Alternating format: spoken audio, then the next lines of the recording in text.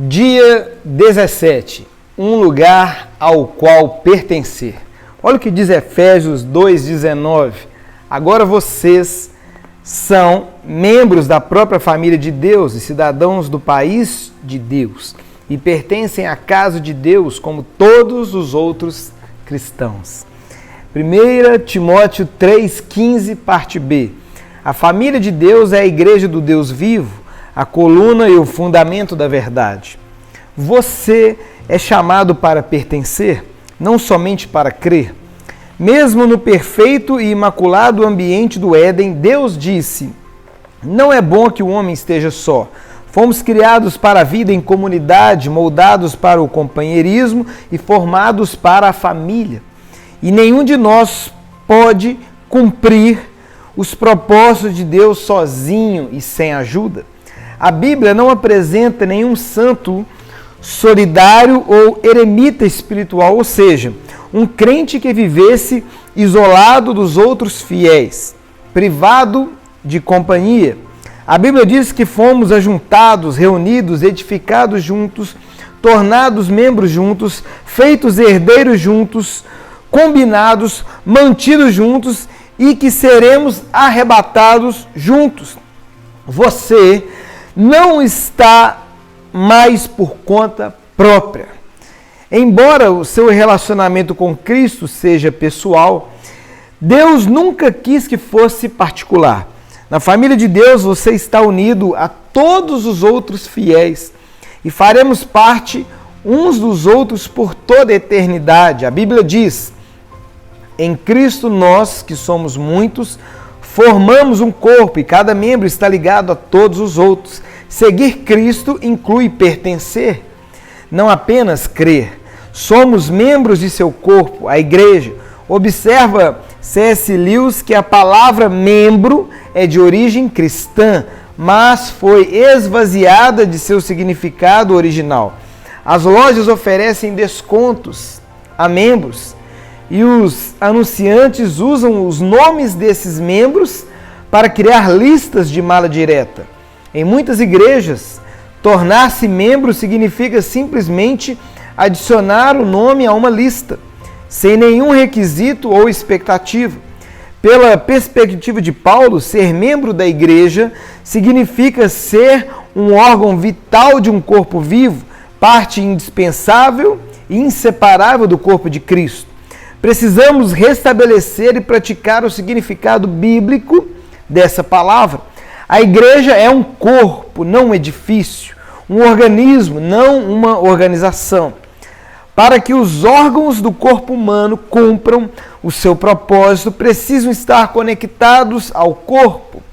O mesmo ocorre com você, como parte do corpo de Cristo. Você foi criado para uma função específica, mas perderá esse segundo propósito para a sua vida se não fizer parte de uma igreja local. Você descobre o seu papel nesta vida pelo relacionamento que mantém com os outros. A Bíblia diz: assim, somos como as várias partes do corpo humano. Cada parte tem seu significado no corpo, visto como um todo, mas não o contrário. O corpo de que estamos falando é o corpo formado pelas pessoas escolhidas por Cristo. Cada um de nós encontra significado e função como parte desse corpo. Não podemos ser como um dedo decepado que não tem valor. Se um órgão é de alguma forma desligado do corpo, fica paralisado e morre, ele não pode existir por si mesmo, nem você. Desligado e arrancado do sangue vivificante da igreja local, sua vida espiritual se enfraquecerá e logo deixará de existir. Por isso, o primeiro sintoma de declínio espiritual é normalmente o comparecimento irregular aos cultos e às outras reuniões dos irmãos na fé. Sempre que nos tornamos descuidados com a comunidade de irmãos, todo o restante também começa a desmoronar. Ser membro da família de Deus não é irrelevante, nem algo a ser negligenciado. A igreja é o plano de Deus para o mundo. Jesus disse: edificarei a minha igreja e todas as forças do inferno não prevalecerão contra ela. A igreja é indestrutível e existirá eternamente. Ela sobreviverá ao universo, assim como sua função nele. A pessoa que diz não preciso de igreja é soberba e ignorante. A igreja é tão importante que Jesus morreu na cruz por ela. Cristo amou a igreja e deu sua vida por ela. Na Bíblia, a igreja como um todo é chamada a noiva de Cristo e o corpo de Cristo. Não consigo imaginar alguém dizendo para Jesus, eu te amo, mas não gosto da tua noiva. Ou, eu te aceito, mas rejeito o teu corpo. No entanto, é isso que fazemos quando desprezamos e depreciamos a igreja ou reclamamos dela. Em vez disso, Deus nos manda amar a igreja, tanto quanto Jesus a amou. A Bíblia diz, amem sua família espiritual. Lamentavelmente, muitos cristãos usam a igreja, mas não a amam. A comunidade local. Salvo em poucas importantes exceções, como quando alude a todos os fiéis ao longo da história, a palavra igreja é utilizada na Bíblia quase sempre para se referir a uma comunidade visível e local. O Novo Testamento parte do princípio de que o membro pertence à comunidade local. Os únicos cristãos que não pertenciam a grupos locais eram aqueles sob a disciplina da igreja, os quais eram removidos da comunidade depois de flagrados em pecado. A Bíblia diz que o cristão sem a igreja local é como um órgão sem o corpo, a ovelha sem o rebanho ou a criança sem a família. É uma situação anormal, como dá a entender a Bíblia quando diz, agora vocês já não são mais estranhos a Deus, nem forasteiros, mas sim membros da própria família de Deus e cidadãos que pertencem ao povo dele. Os valores de hoje, que advogam a independência e o individualismo, criaram muitos órfãos espirituais. Os crentes peregrinos, os sem igreja, que ficam circulando de uma igreja a outra sem filiação, nem responsabilidade ou compromisso.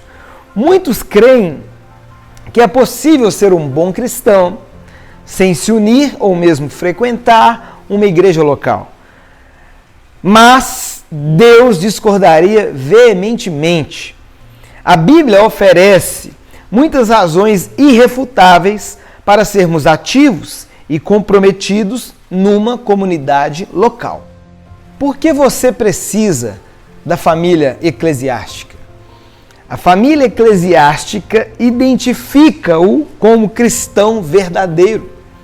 Não posso afirmar que sou um seguidor de Cristo se não sou comprometido com um grupo específico de discípulos. Jesus disse, o amor de vocês, uns pelos outros, provará ao mundo que vocês são meus discípulos. Quando nos reunimos em amor, como uma família numa igreja, com diferentes formações, raça e posição social, levamos ao mundo um poderoso testemunho. Você não é o corpo de Cristo isolado. Precisa de outros para expressar essa condição. Juntos, não separados. Somos o corpo do Senhor. A família eclesiástica retira-o do isolamento egoísta. A igreja local é a sala de aula em que você aprenderá a se relacionar com a família de Deus. É o laboratório para a prática do altruísmo e do amor compassivo. Como membro ativo, você aprende a se interessar pelos outros e a compartilhar suas experiências. Se uma parte do corpo sofre, as demais partes sofrem com ela. Ou, se uma parte é honrada, as demais compartilham de sua honra. Somente pelo contato regular com fiéis comuns e imperfeitos podemos aprender o verdadeiro companheirismo e experimentar a verdade do Novo Testamento, sermos unidos e dependentes uns dos outros. O companheirismo bíblico compreende sermos tão comprometidos uns com os outros quanto o somos com Jesus Cristo. Deus espera que entregamos nossa vida uns pelos outros. Muitos cristãos que conhecem João 3,16 desconhecem 1 João 3,16. Nisto conhecemos o que é o amor. Jesus Cristo deu sua vida por nós e devemos dar a nossa vida por nossos irmãos. Esse é o tipo de amor sacrificial que Deus espera que você demonstre pelos outros irmãos. Uma disposição para amá-los da mesma forma que Jesus o amou.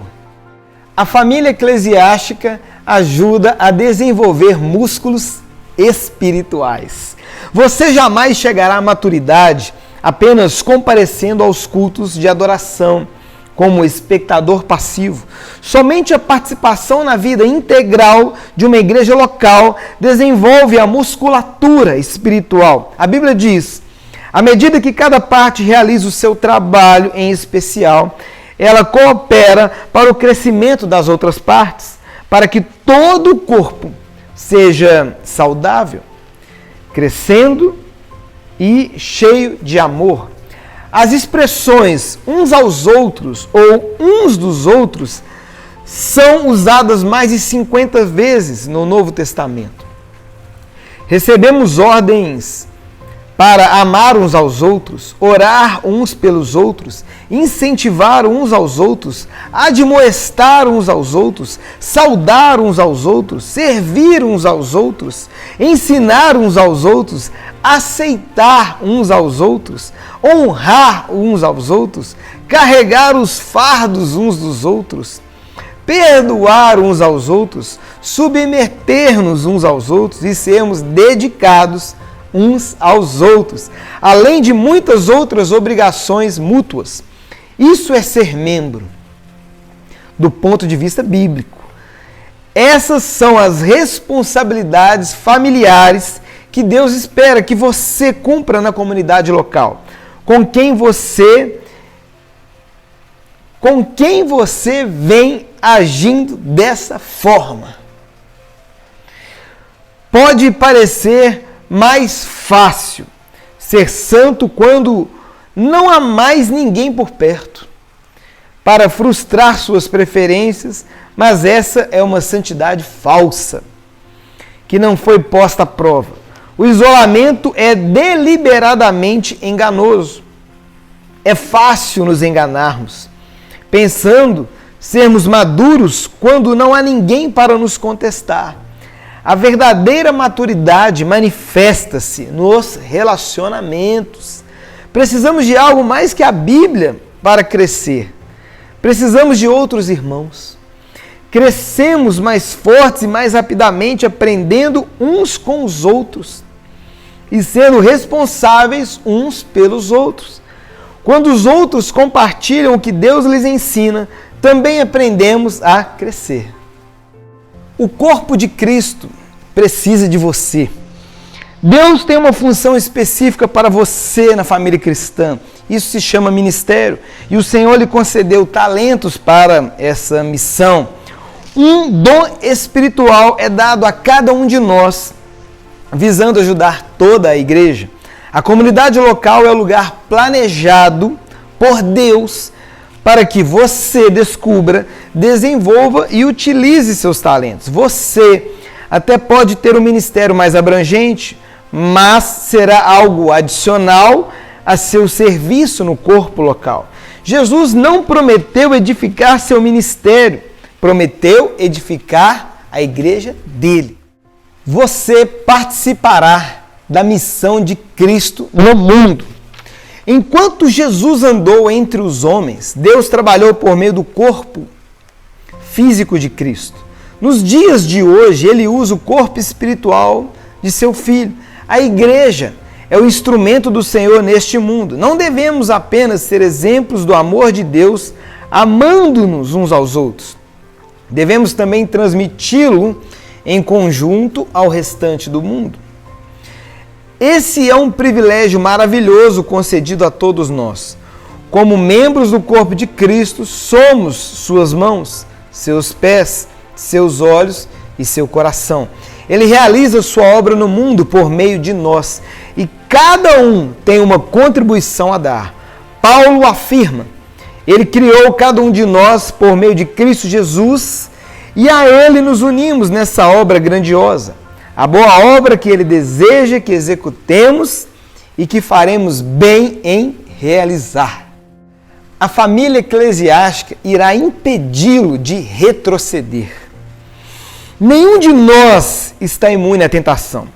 Em circunstâncias apropriadas, você e eu somos capazes de cometer qualquer pecado.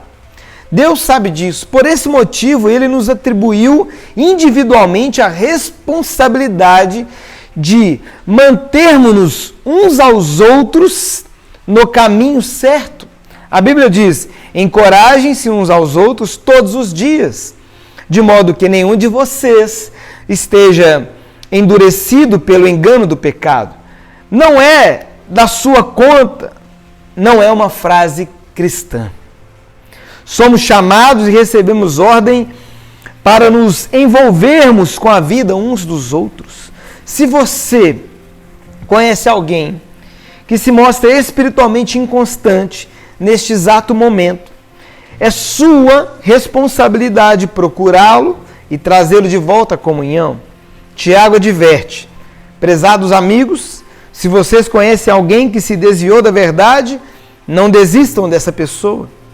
Façam tudo para trazê-la de volta e terão resgatado uma vida preciosa da destruição e impedido que ela se afaste de Deus. Um benefício relacionado à igreja local é que ela também proporciona a proteção espiritual de líderes dedicados. Deus atribuiu aos pastores a responsabilidade de guardar, proteger, defender e cuidar do bem-estar espiritual do rebanho. A Bíblia diz: a responsabilidade deles é zelar pela alma de vocês. E eles sabem que devem se responsabilizar por isso diante de Deus. Satanás exulta ao ver fiéis afastados, desligados da vida do corpo, isolados da família de Deus, indiferentes para com os líderes espirituais, pois sabe que tais crentes estão indefesos e impotentes contra suas estratégias. Está tudo na igreja. Em meu livro Uma Igreja com Propósito, explico como fazer parte de uma igreja saudável é essencial para viver uma vida saudável.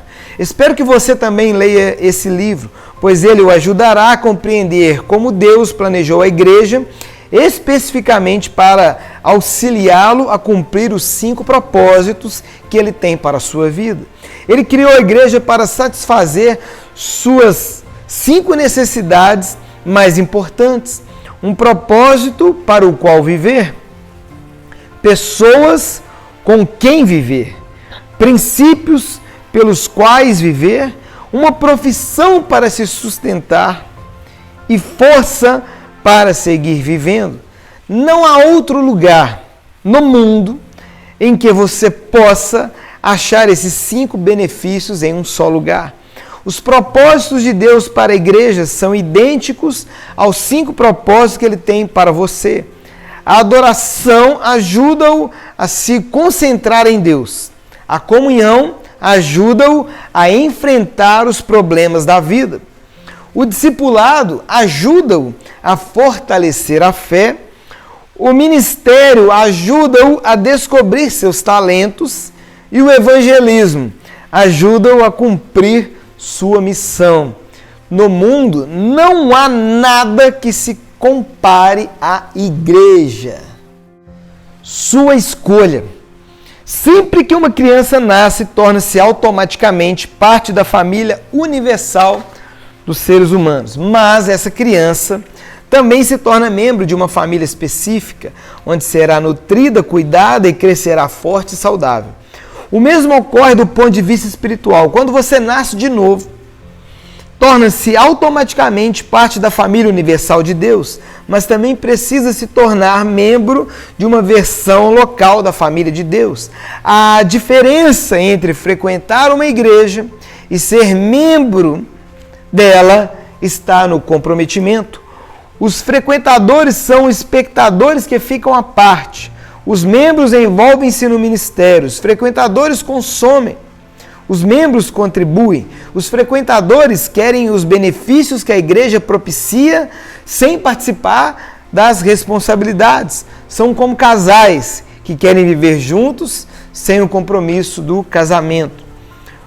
Por que é importante filiar-se a uma igreja local? Porque isso prova que você está de fato comprometido com irmãos e irmãs espirituais, não somente na teoria. Deus quer que você ame pessoas reais, não pessoas ideais. Você pode passar a vida inteira buscando a igreja perfeita, mas jamais a encontrará. Você foi chamado para amar pecadores imperfeitos, assim como Deus faz. No livro de Atos, os cristãos de Jerusalém eram bem específicos em seu compromisso uns com os outros. Eram dedicados à comunidade. A Bíblia diz, eles se dedicavam ao ensino dos apóstolos e à comunhão, ao partir do pão e às orações. Hoje, Deus espera que você se comprometa com as mesmas coisas. A vida cristã é mais que apenas um compromisso com Cristo, inclui o compromisso com os outros irmãos. Os cristãos da Macedônia compreenderam isso, como Paulo relata. Primeiro eles deram a si mesmos ao Senhor e depois, pela vontade de Deus, eles se deram a nós também. Tornar-se membro de uma igreja local é o passo que vem naturalmente a seguir, uma vez que você tenha se tornado filho de Deus. Você se torna cristão ao se comprometer com Cristo, mas se torna membro de uma igreja ao se comprometer com um grupo específico de fiéis. A primeira decisão traz a salvação, a segunda, a comunhão. Pensando sobre o meu propósito de vida, um tema para reflexão: sou chamado para pertencer, não apenas para crer. Um versículo para memorizar, 2 Coríntios 8:5. Assim também em Cristo, nós que somos muitos, formamos um corpo e cada membro está ligado a todos os outros.